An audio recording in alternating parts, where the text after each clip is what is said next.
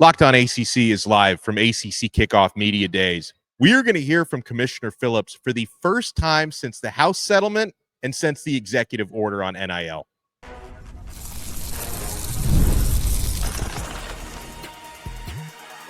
You are Locked On ACC, your daily podcast on the Atlantic Coast Conference. Part of the Locked On Podcast Network, your team every day. Shout out to the everydayers, and thank you so much for making Locked On ACC your first listen and your first watch. We're in the same screen for the first. We are. He is Kenton Gibbs from Locked On Wolfpack, former NC State defensive lineman. I am Alex Donno from Locked On Canes, and today's episode is brought to you by Gametime. Download the Gametime app, create your account, and use code LOCKEDONCollege for $20 off your first purchase. On this episode, of course, you got a lot of former ACC women's basketball players in the WNBA wearing those Pay Us What You Owe Us t-shirts. I would say this is a crossroads now in women's sports. Before we get to that, Kenton, it's all about ACC football. Absolutely. That's why we're here in Charlotte, ACC Kickoff, and we got the Commissioners Forum tomorrow, and Jim Phillips, I think, has up to an hour. He may need to use about 90 minutes tomorrow with all that's going on in college sports right now. All that's going on in college sports, all that's going on in the ACC, all that's going on what moving part of college sports, college football, and the ACC is not worth discussion right now? Yeah. This is a big-time year. You talk about a crossroads for women's sports. There's a crossroads for ACC football as well. Crossroads is whooping my behind right now, but it's a crossroads for that as well. I mean, we are at a pivotal point here, and there are so many different directions for where his address could go. I sure know I got some questions for the man. Well, first thing, I noticed something from Big 12 Media Days where there were a lot of proponents within that conference for actually open to the idea of branding student athletes as employees in the future, which I was surprised by that because generally in the college sports world, SEC and otherwise, we'll find out how Jim Phillips and the ACC feels about it. There's this strong push to kind of, players are getting paid for the first time ever over the last 5 years. Absolutely. And now you got revenue sharing. So checks will be cut directly by universities, but they are still being branded as student athletes, non-employees, where in the Big 12, there seemed to be some openness to actually having these guys be employees, maybe collectively bargain in the future. I just wonder how the ACC is going to feel about all that. Well, to me, this is why I say the ACC is at a crossroads for a bunch of different reasons. This is a pivotal moment, and I think Jim Phillips has to come out very clearly on the side of, hey, these are employees and not student athletes. And why do I say that? Because to me, the only path to saving college sports is collective bargaining. You do not collectively bargain with non-employees. Right. That doesn't exist. I've been doing recruiting. I've been doing HR for almost a decade now. And I can tell you, you don't even do that with contractors. Actually, correct me if I'm wrong. I think, and not to say that there's a direct parallel to college sports, but I think in like the film and entertainment industry, like with like the writers guilds and some of the like SAG.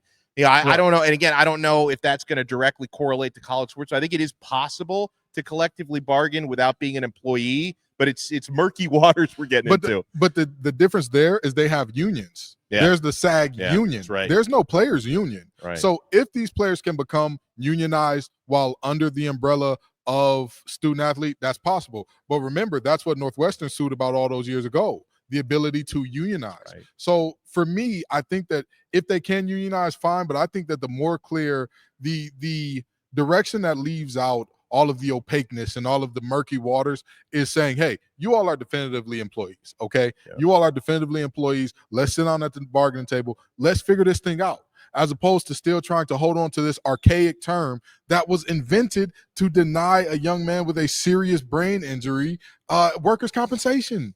When you get into the history of it, you want to even further separate yourself from the name student athlete. But even if we're just talking today, current situation, I think it's clear you have to. Again, as Jim Phillips, you're up against it already. Let's just be honest, right? You're not on the side of this thing that you're in the Big Two, per se, in terms of Big Ten, SEC. You have to do all you can to save your conference and give your conference the best look possible, because I think it'd be a black eye to be one of, if not the only, Power 4 commissioner to say, well, I'm not sure about all this employee thing. I think that they still need to be student athletes. And then, of course, part of it, we spoke on our last episode on Friday about the executive order that, Donald Trump is reportedly, going to sign, which would do a lot of things, or at least try to do a lot of things when it comes to NIL reform. And I think part of it is very well intentioned. Like when you want to regulate shady agents, you want to create more regulation to who can represent players, to protect players' interests. The idea of having uniform policies across states, because certain states have laws that are more favorable to NIL and others. I know what you and I are a little bit concerned about is we don't have the direct details on what this would look like, but the potential of basically putting a cap on possible NIL earnings, right? Because in our eyes, it's kind of hard to really define, hey, is there a maximum that a player should be allowed to make in a free market? But then I think the big question we have to ask ourselves is, with this executive order, would it be a bigger benefit to the universities and to the NCAA, or would it be a bigger benefit to the athletes themselves? And I think the answer is absolutely a bigger benefit to the universities and to the NCAA. When you talk about limiting the money, when you talk about, hey, we don't have to pay too much, I think that concerns us a little bit from the athlete side. Absolutely. And I want to talk about something that you said here, because you talked about yesterday the idea that it is good intention, and you brought it back today. As my mom would say, I know you're watching this. Hey, Mom, the road to hell is paved with good intentions. With all due respect, I don't think that this is something where the executive branch of the United States is actively undermining these players, or actively saying we want to hurt these players. I don't think that that's what's happening at all. But what I do see is the potential for great harm to come out of something that may not be intended for that. Yeah. And so that's kind of my concern here. And you talk about who has the power. We look at what's happening with the NFL draft, NBA draft, and all that, and how people are talking about, oh, players are less grateful than they've ever been and all that. Well, yes, because they have economic power and freedom to say, hey, I am not going to be taken advantage of in certain types of ways. So to everything, almost everything in life, there is good and there is bad. There is a balance. There is a kind of a bell curve where it's like you don't have enough of something. Okay, you got to write them out. Oh, we went too much, too far. I'm not sure where we are on that bell curve, to be honest, because I know that we're in a place where we need more regulations and more guidelines around NIL and all that. I understand that, fully with that. I'm not sure if we're at a point where we can properly put those in from the executive branch down, if you get what I'm saying. I'm not sure that I ever want politics and politicians to be involved in this ever. Yeah. You talk about uniformity across states. The reason I love that idea and that aspect of the executive order is because it eliminates the politicians in it. If you create, hey, this is what it is across the board, guess what? No senator, no mayor, no governor can get in there and muck things up. We don't have to worry about Congress getting involved. It is just between the players and their universities. I'm worried that this may create the space for an overreach that, like we said, could potentially kneecap players financially. I'll tell you the other big issue that I think is going to be presented to Jim Phillips tomorrow, and I hope it's one of the first questions that gets asked to him. Maybe Kenton can squeeze one of these in for the commish, is about the college football playoff, right? Because, I know that there's so much going on legally, the House settlement, which, by and large, the conference commissioners seem very happy and very relieved that is passed. But what about the CFP? Because, the ACC reportedly is going to get a couple of guaranteed bids, but half the guaranteed bids of the SEC, the Big Ten. And there's also the matter of how big is the playoff going to get? 14, 16?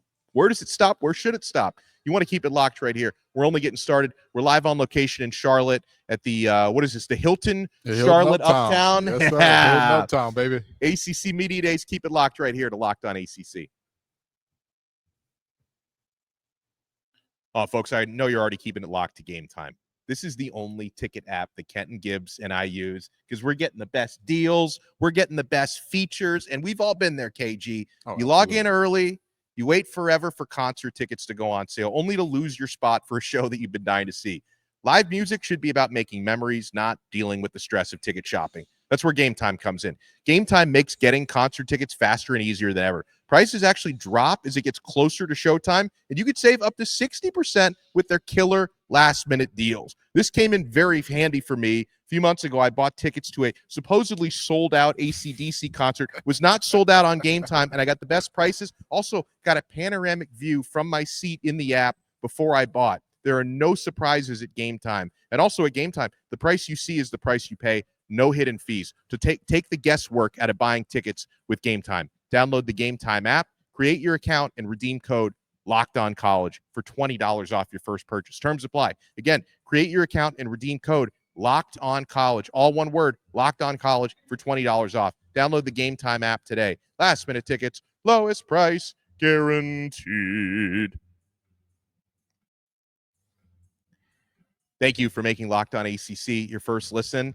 Make sure for your next listen, you check out our other shows.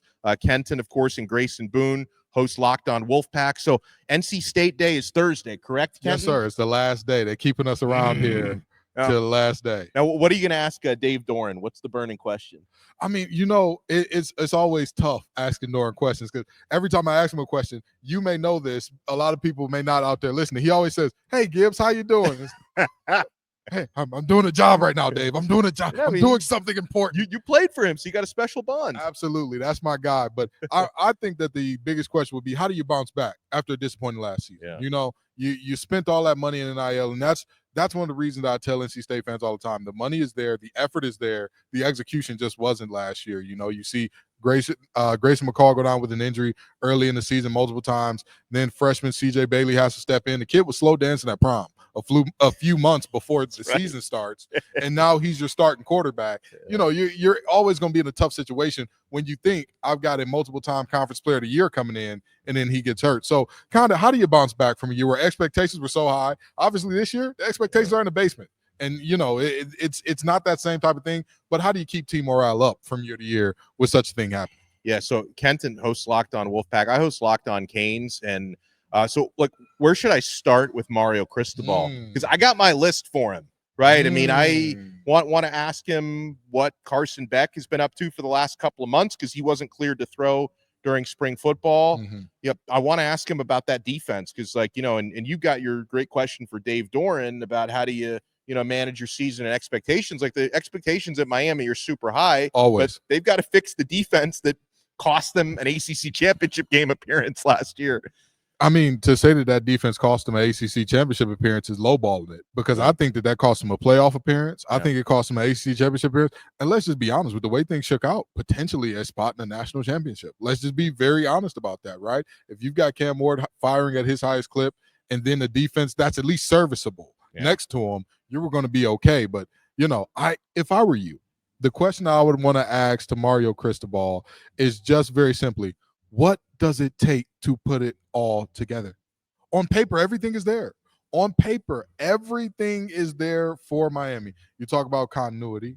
You talk about being the best in the trenches. Yes, you have to replace an all-time receiver in terms of Xavier Restrepo. Absolutely. Yes, you have to replace the number one pick at quarterback. But guess what? You've got the potential two guys who are potential number one picks in Ruben Hurricane Bain, Francis Mauigoa. You got two of them now. And they're going to be their biggest, best, most mature selves before they head off to go play on Sundays. So my question is, with all that talent, how do you pull it together to finally have that season where Miami not only goes to the ACC championship game, they're not only back here in Charlotte, but they're walking away with some rings? Yeah, no, it's for sure. And I'm really excited to get to talk with Carson Beck tomorrow because, since he wasn't fully healthy during spring, Miami did not make him available to the media because that's, common practice. This when a player is injured, they don't talk to the press. So this will be my first opportunity. But let's get back to Commissioner Phillips because, all right, a few months ago, you and I really scrutinized something he said about putting the interests of the greater good of college sports over maybe the ACC's interests when it comes to this college football playoff compromise, right? The compromise, I should say. That word's kicking my butt now. You get four automatic bids for the SEC and 4 for the Big Ten and only 2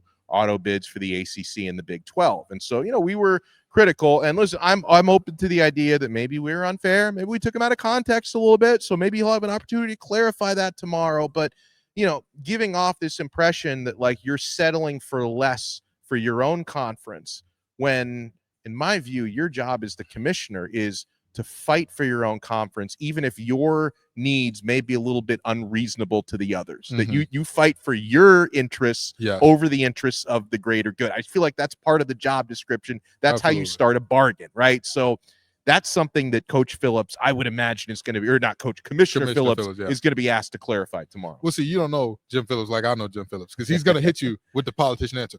Well, what's best for college football overall is what's best for the ACC. That's good. You got me there. That's what he's going to do. That's what he's going to say. You got me in a corner. But guess what? You're 1,000% right, Donno. That is that. And to be honest, I don't think that he was criticized enough for that, because I think that that's part, like you said, it's part and parcel of the gig. But let's go beyond that. We don't want anybody doing the bare minimum.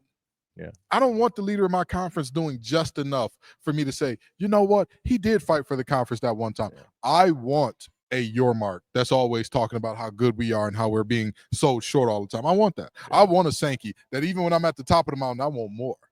Yeah, I got 10 cookies, but I want your 2 cookies. Give it on here. Come on down with it. You know what I mean? I deeply enjoy those types of personalities. Jim Phillips is not that type of personality. Right. But even beyond being that type of personality, just from a standpoint of what he's good at, the cerebral thing, the political thing, you should have thought to yourself, maybe it's not the best thing for me to say in a conference that is already being perceived as behind, to say I'm doing what's best for everybody, not just what's best for my people. Because I'm sorry, brother, but if you draw a circle around the whole world, you're going to forget about the circle you should have drawn around your family. And let's be honest, the ACC is a family that feels a little neglected right now. Well, and one of the reasons why I'd like him to clarify the comment was, it's possible that you and I and thousands of others took the comment literally when it was not meant to be. Because I think the way that Greg Sankey, the SEC commissioner, took it was Phillips, in saying I've got to put the greater good before my own needs, was his way of saying,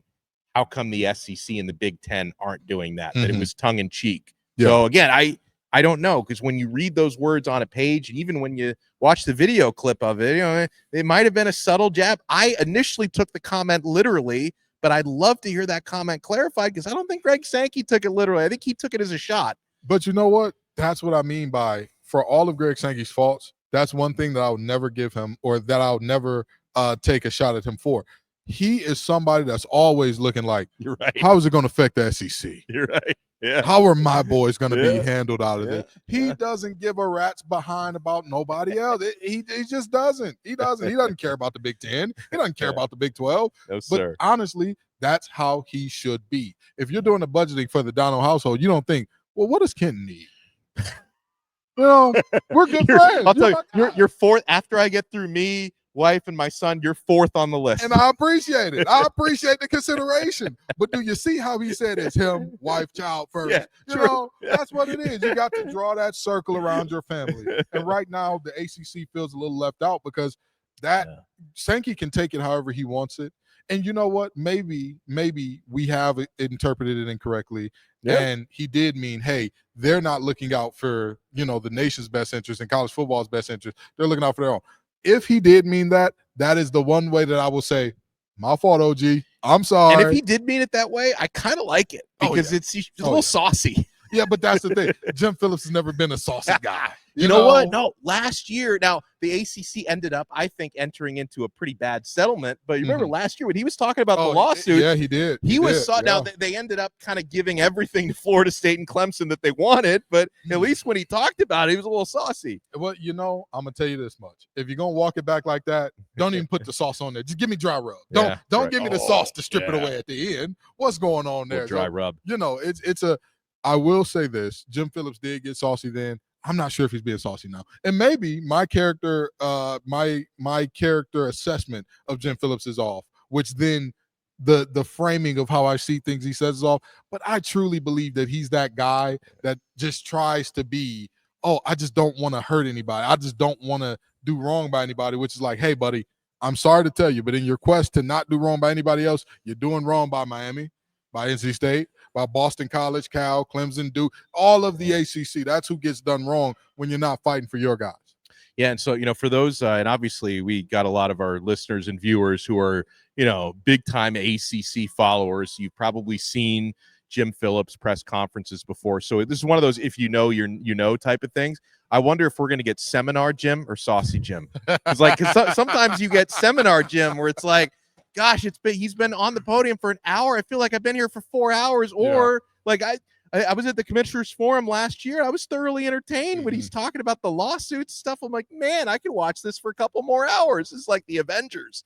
I'll tell you what. Every time we get an appearance from Saucy Jim, I'm excited.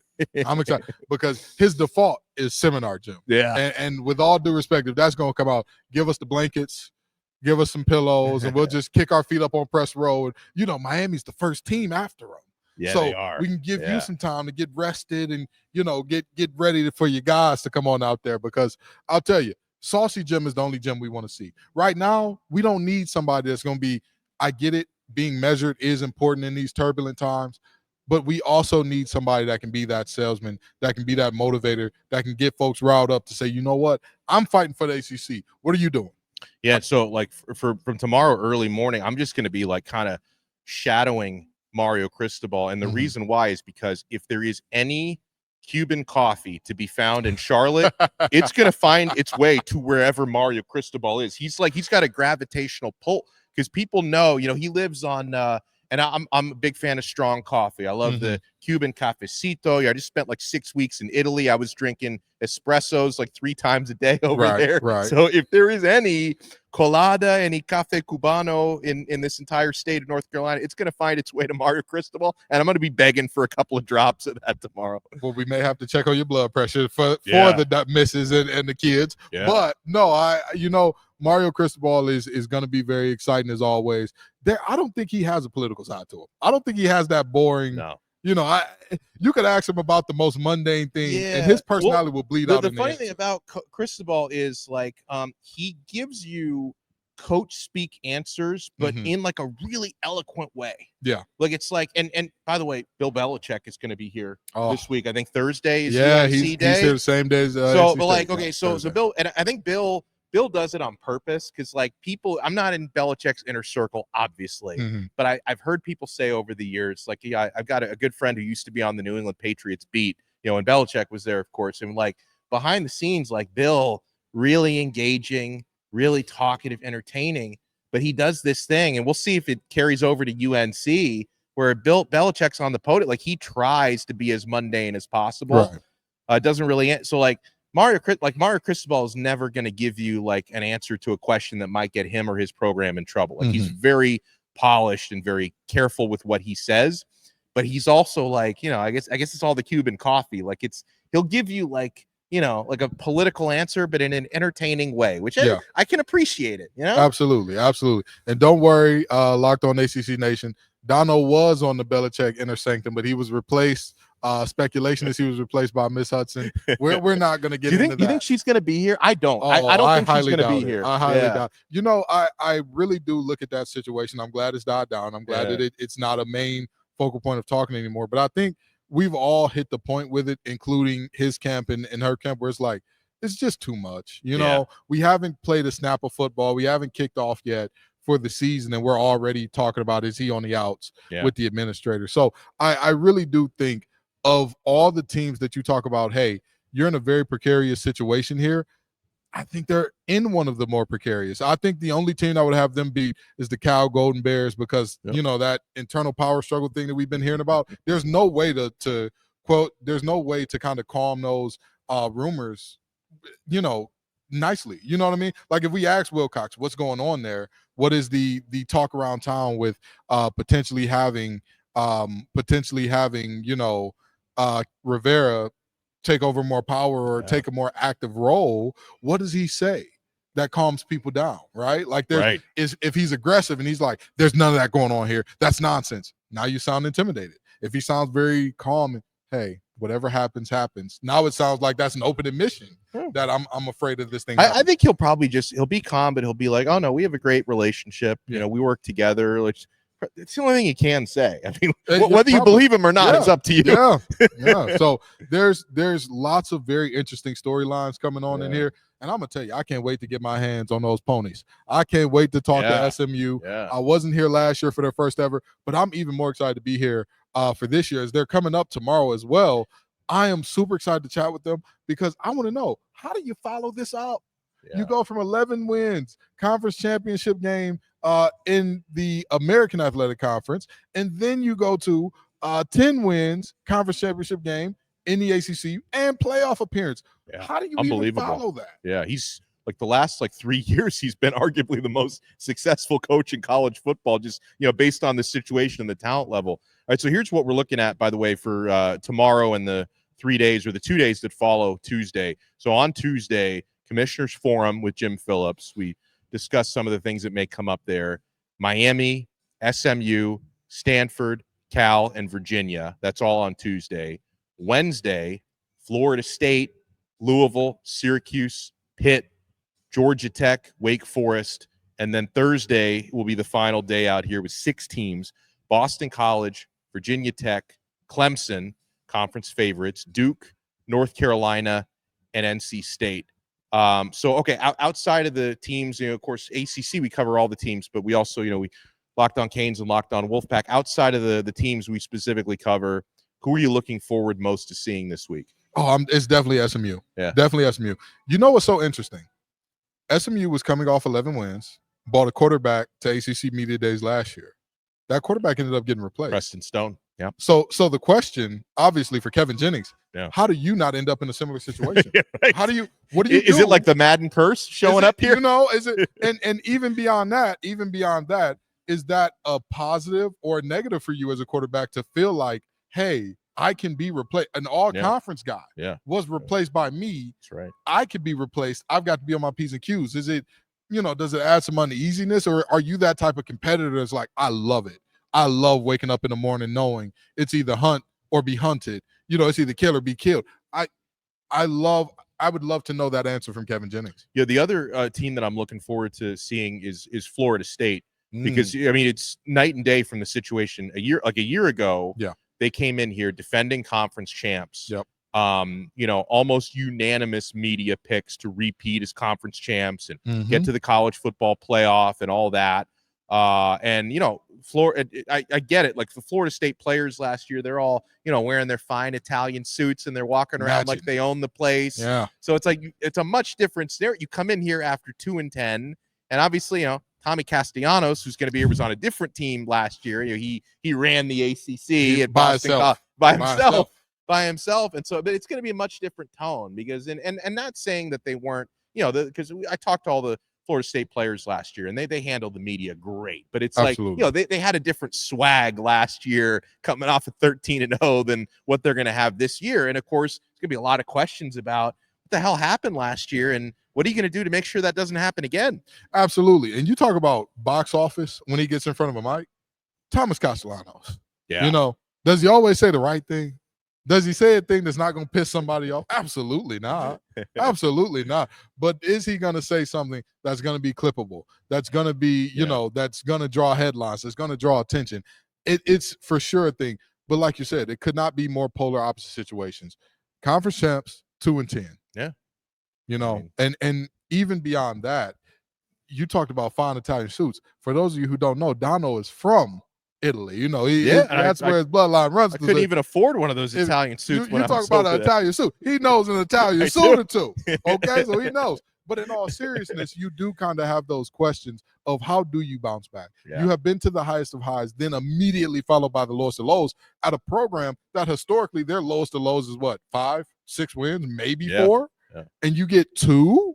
They hadn't been that bad since like the early 70s, which is, and then that was before Florida State was Florida State. That's before your lifetime, Donno. Yes. That's you know what I mean? You weren't even alive. Now you got a mortgage and a kid. That's where you're at with this thing. So it's a very interesting situation that Florida State is in. And even beyond Thomas Castellanos, how do the rest of the guys kind of handle this moment? How does Norvell handle it? Because Norvell's never been in this situation. Norvell has never seen a team regress this much while he's been a head coach. Yeah. So we have that to look forward to. Let's talk a little women's basketball on the other side, because you got former ACC players in the WNBA, and you talk about generating headlines. Those pay us what you owe us t-shirts. Even if you don't follow women's basketball, it has shown up on all of your social media timelines. Everyone's got an opinion about it. You want to keep it locked right here. We're not done yet on Locked On ACC.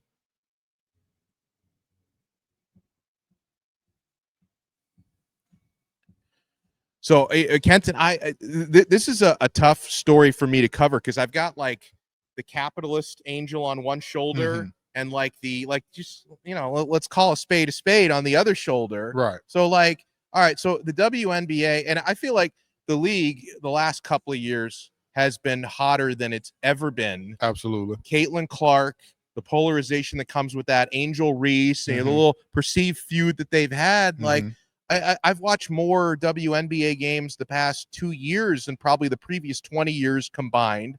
Obviously the revenues are going up, but then, all the accountants will rightfully point out that the league has never been profitable. I think they were 50 million in the red last year. They're subsidized by the NBA. Right. And so I guess like some people would say, hold on, they're wearing pay us what you owe us t-shirts. Well, they owe the NBA 50 million. They're in there, you pay us what you owe us, but on the other side, like, that's not the way. If you have a business that's not making money, that doesn't mean you don't pay your employees. Exactly. And guess what? The NBA, the WNBA, nobody would watch it if not for the players, if not for the storylines they create. So I'm not going to pretend that WNBA players have no value. They absolutely do. And I think eventually the league is going to become profitable. So we're really at a crossroads now, Kenton, including a bunch of former ACC players in that league. And will it get to a point like could there be a strike or a lockout? Like, where do you think we're going with this? Well, they're currently in the process of negotiating the new CBA. And here's the thing I want people to recognize. It's not about whether or not the league is profitable, because Donno, I've been working in startup environments for the last 5 years. Right. Most startups are not profitable. Yeah. But if you see the numbers we throw to some of those engineers, it makes me think I majored in the wrong thing. But in all seriousness, you look at this situation and you talk about their revenue split. I believe they earn somewhere between 6 and 9%. Yeah, it's like 8%. Like I saw somewhere. Yeah. As opposed to 50 in the NBA. Right. Like that's a very different situation. Yeah. You know what I mean? And at the end of the day, it's not about whether or not the league is profitable as a whole for this reason and this reason only. If you look at where the NBA was in their 30th season, which the WNBA is at, they weren't profitable either. Oh, I didn't know that. Should Magic Johnson have not gotten paid? Do you think that Magic Johnson did he owe the NBA 50 million because they weren't profitable? But you see what I'm saying? There was a situation where, objectively speaking, the game's on tape delays, right? You got to stay up till 1 a.m. to watch your team play and whatnot. Yeah. But people would have thought it was preposterous if you say, oh, that Larry Bird character, don't pay him. Why would you pay him? Right. Why would you give him a split of whatever revenue you're earning there or whatever the case may be? To me, it is objectively absurd on its face to say, hey, we're not making money, therefore our labor force does not deserve something near an equitable split in terms of the revenue. I'm not saying that they need the same contracts as the NBA. I'm not saying that. That is ludicrous. Yeah, that's madness. I mean, some would argue NBA players don't even deserve the contracts they're getting. Hey, it ain't my job to watch another man's pockets. Yeah, right. It ain't my job. Same here. But what I will say is they deserve a split that is more fair, because again, they're going out there putting their bodies on the line, and sometimes having to play year round and go over to Russia and all these places that are war torn. Sometimes Russia doesn't let you go back. Hey, you know what I'm saying? So if these players are having to go to all of these different countries in order to kind of make ends meet, why should we not want to compensate them more fairly? Yeah. Why should we not want to say, hey, you all deserve this money so that you don't have to start an unrivaled to make enough money to live and be all right? And so many people say, oh, well, you're making, the best of you make $200,000. Well, yes, but basketball is, your career is but this long. Your ability to play at the top level is this long, okay? We're not seeing 15, 20-year all-stars. The WNBA, even if we talk about them in comparison to men's sports, the careers are still relatively short. The league is so small, the talent is so great that the minute you start dropping off, oh, don't worry, baby. You about a year or two away from being off a roster. So, I think that we're at a point where, who does the WNBA want to be? For all of the talk of equitable treatment, for all of the causes that they take on socially in terms of equity, who do you want to be in terms of pay equity? Oh, that's well said. Well, we're here. We're going to be I'll be here for about the next 2 days. Kenton's going to be here the whole week in Charlotte. And JJ Jackson from Lockdown Blue Devils, he's going to be out here, so we'll connect with him tomorrow and the next day. And guys, make sure you smash that like button, subscribe to Locked On ACC, subscribe to the audio version, Apple Podcasts, Spotify, wherever you get your pods. And full gauntlet tomorrow, Kenton, with the Commissioners Forum, with Miami, SMU, Stanford, Cal, Virginia. Haven't run into any of the Miami or Virginia contingent yet, but we have seen around the hotel.